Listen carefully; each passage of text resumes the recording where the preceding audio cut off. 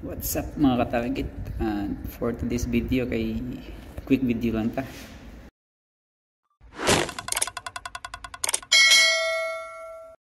Atong quick video kay cherry blossom. So mo siyang cherry blossom dahil lang na siya sa kilid sa buong balay. Mga dagko kayong punuan 2, 3, 5 ka punuan. Then nanay ibang part kay ito dito kita ni kuan na ni bloom na pwede pala slatanan, so di pa kayo maklaro. So mo na siya, so hapit na siya mabuka mga few days from now siguro mo bloom na siya.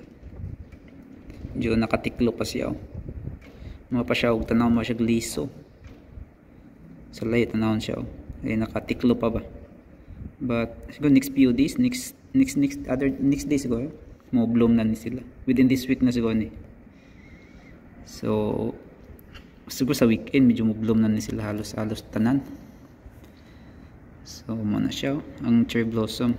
So dako siyang punuan mudag ko pag ina siya. So apit na sila mabuka.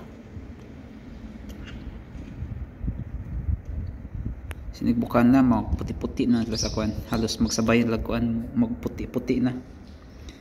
Dayon mo last po ni sila inig-bloom kay mga sud sa 1 week siguro. Dayon mo mga tagak na po na sila after mga 1 week mostly. Labi naghanginon mga dali kay mga tagak kung kuanon magyanog hangin.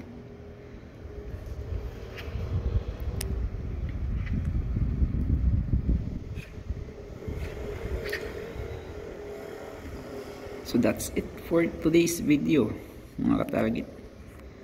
See you guys sa atong next video na po. Bye bye.